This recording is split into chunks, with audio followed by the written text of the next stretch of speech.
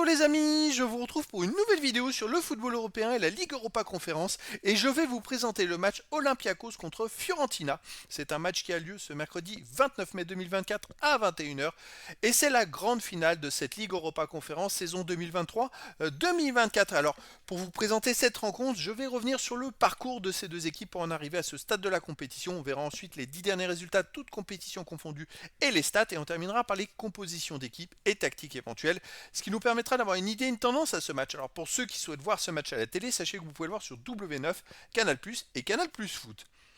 Donc pour en arriver à ce stade de la compétition, c'est-à-dire en finale, Olympiakos était dans le groupe A de la Ligue Europa et ils ont fini troisième du groupe A derrière West Ham et Fribourg. Ils avaient 7 points en 6 matchs, 2 victoires, 1 nul, 3 défaites, 11 buts pour, 14 contre, moins 3 de différence de but.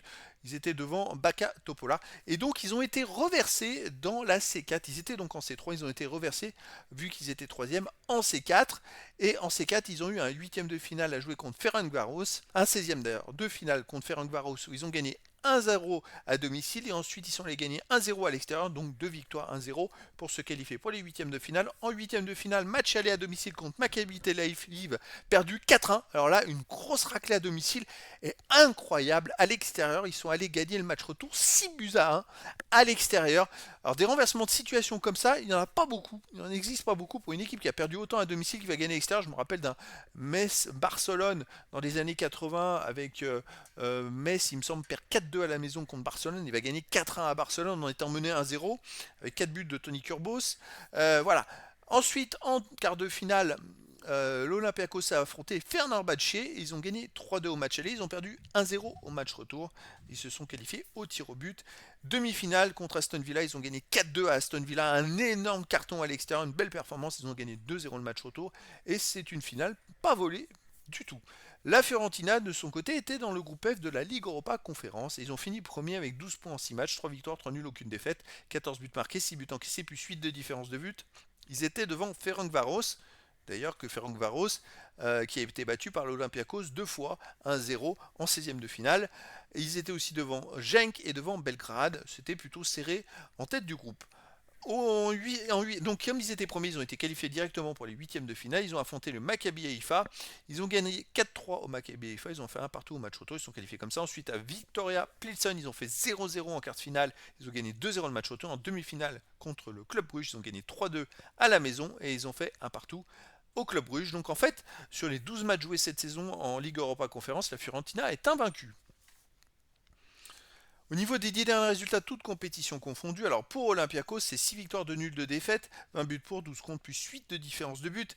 L'Olympiakos, c'est une équipe qui a tendance à gagner beaucoup de matchs quand même, mais qui prend de temps en temps quelques buts et qui se rate dans certains matchs. Après, quand il a fallu être présent en demi-finale contre Aston Villa, ils ont fait le boulot, gagner 4-2 à Aston Villa, c'est quand même exceptionnel. Et ensuite, ils ont confirmé en gagnant 2-0 chez eux au match retour. Je pense qu'ils sont bien armés s'ils veulent remporter cette coupe. La Fiorentina, de son côté, sur les 10 derniers matchs, c'est pareil, 6 victoires de nul de défaite, 25 buts marqués, 15 buts encaissés, plus 7 de différence de but, à peu près les mêmes statistiques pour les deux équipes.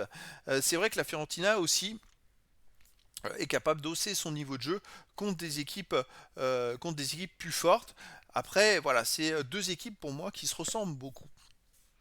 Au niveau des compos d'équipe et tactique pour Olympiakos, on aurait du 4-3-3 et gardien Tsolakis, défense Rodinet, Retsos, Carmo, Ortega, milieu de terrain Ibora, Eze, Chiquinho, attaquant Podence, Kabi et Fortunis. Et pour la Fiorentina, on aurait du 4-2-3 et gardien Terraziano, défense Biraghi, Quarta, Milankovic, Dodo, milieu de terrain défensif Bonaventura, Mandra, Angora, milieu offensif Elie Kouame, Beltran, Gonzalez et attaquant Bellotti.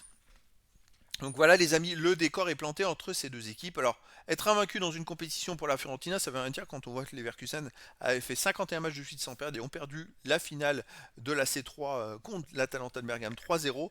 Je dirais qu'une coupe, une finale, ça ne se joue pas, ça se gagne. Et donc, tout est possible. Pour moi, les deux équipes se valent et c'est difficile de faire une idée vraiment sur laquelle sera la plus forte.